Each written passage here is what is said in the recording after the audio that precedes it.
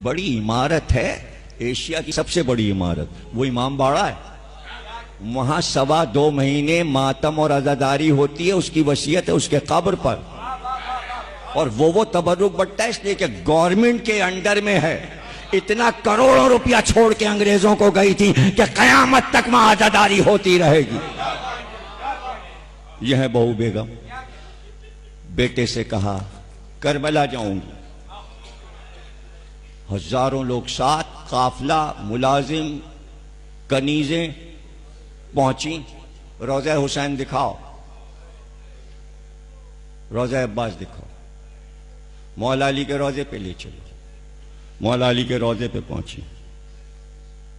9 करोड़ के नीलम के कान के झाले जो कांधे से नीचे आते थे, पूरे नीलम से बने हुए। लोग एक नीलम ढूंढते हैं लाखों रुपए का, पूरे 9 करोड़ के नीलम कान से उतारे।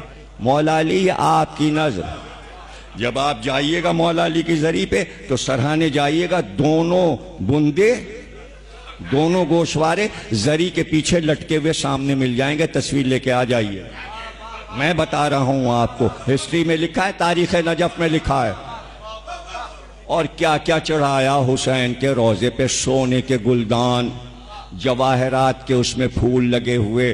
अब्बास के रोजे पर जितने दरवाजे सोने के हैं, जहां जहां रोजों के, सबसे पहले उन्होंने बनवाए। हुसैन के रोजे के सोने के दरवाजे, हजरत अब्बास के, हजरत अली के, सब बहू बेगम ने बनवाए। दौलत इतनी थी, दौलत क्या करती, मौला पे लुटा रही थी। लोग कहते कराची में 22 खानदान रहते हैं दौलतमंद, हमने तो नहीं सुना किसी ने एक पाई हुसैन पे लगाया हो। तो आप जन्नत में जाओगे क्या? जन्नत मिलेगी? जन्नत तो उसको मिलेगी जो उनकी बात करता है। रोजे से निकली, कहा भाई सारी ज़ियारतें तो हो गई, मुझे दरियाए फुरात दिखाओ। कहा वो तो खुश्क हो गया। इमाम सादिक ने कहा था तू बहरा है, वो खुश्क हो गया। कहा भाई करबला बगैर फुरात के अच्छी नहीं लगती। हुक्म मिलना था कि इराक के मजदूर बुलाए गए, लाखों रुपए खर्च हुआ। का जहां पे दरिया बहता था बिल्कुल रोज़ा अब्बास और हुसैन के पास से खुदाई शुरू करो, और असल फुरात जो बगदाद में है पानी काट के वहां से लाओ। का लाखों रुपए खर्च होंगे। का कोई परवाह नहीं, हम देंगे। मजदूर लग गए, खुदाई हुई, पानी आया। अब जो आप नहरे अलकमा देखते हैं, जिन लोगों ने ज़ियारत की है, इसको कहते हैं नहरे आसफी। ये फुरात नहीं है, ये बहू बेगम का बनवाया हुआ दरिया है। अब वो जो मिट्टी खुदाई से निकली वो करबला की मिट्टी थी। लोगों ने कहा इस मिट्टी का क्या हो? का ऊंट गाड़ियां लाओ किराए पर और सारी मिट्टी उस पे ला दो और लेके लखनऊ चलो, इसलिए कि करबला की मिट्टी है। 36 ऊंट गाड़ियों पर, बसरे और बसरे से पानी के जहाज पर सारी करबला की मिट्टी लखनऊ आई। लोगों ने पूछा बेगम इसका क्या होगा?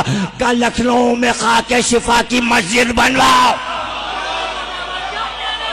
एक मस्जिद पूरी लखनऊ में खाके शिफा की बनी, वहां मैंने मजलिस पढ़ी है। जो जाता है पूरी मस्जिद चूमता है। कोई मीनार चूमता है मस्जिद के, कोई दीवारें चूमता है, इसलिए चूमते खाके शिफा किया है। तुम सलामत रहो, खुश रहो। और थोड़ी सी मिट्टी मेरे घर के महल की छत पे डाल देना। क्या करेंगी? का पहले कब्र में फर्श बिछाना, फिर मुझे लिटाना, फिर ऊपर से चादर डालना खाके शिफा की। इस तरह तो दफन हुई है। खाके शिफा बिछाई गई, उस पे लेटी, उस पे डाली गई, फिर कब्र बनी। कब्र में खाके शिफा है। हैरत से सुन रहे हो?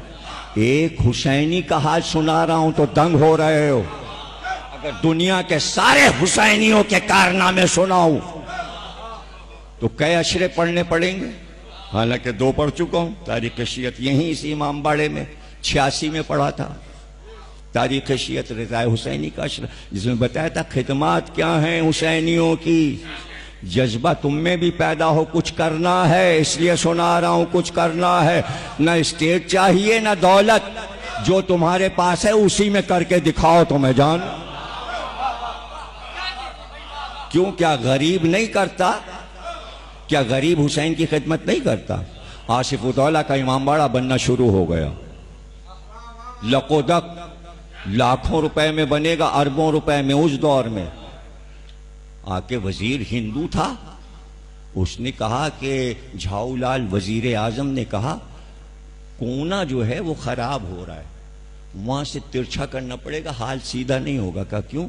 का एक बुढ़िया का वहां पे घर है, झोपड़ा है। का तो उसे खरीद लो। कब वो तैयार नहीं, वो तैयार नहीं है। वो कहती है हमारे जद बुजुर्गों का घर है, मैं कैसे अपनी ड्योढ़ी को बेच दूं? यही तो मेरा घर है, सदियों से यहां रहे मेरे बुजुर्ग, मैं कैसे बेच दूं? आसिफुद्दौला ने कहा हम खुद चलेंगे। आए, का ये घर बेच डाल। उसने कहा तुम बादशाह हो, हमारे लिए यही हमारा महल है, हम यहां के बादशाह हैं, तुम हमसे जबरदस्ती नहीं ले सकते।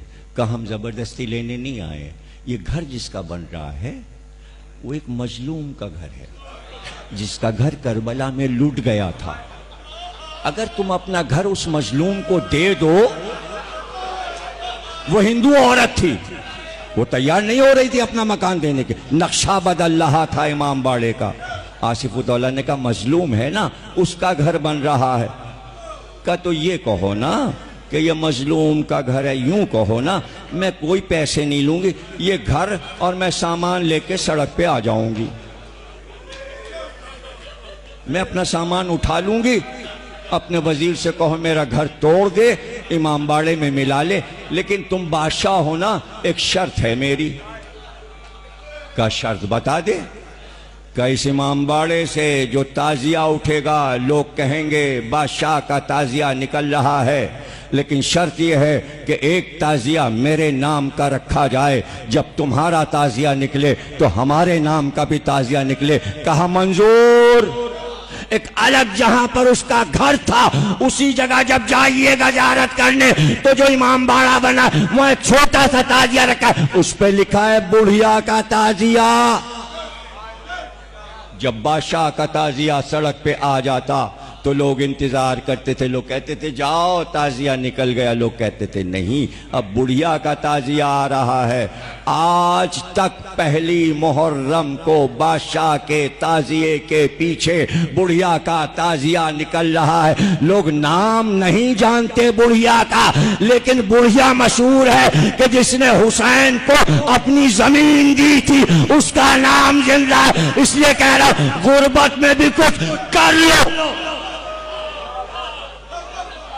इसे टालो नहीं। क्या नजर दे सकते हो हुसैन को? आंसू अपनी जगह, रोना अपनी जगह, मजलिस अपनी जगह।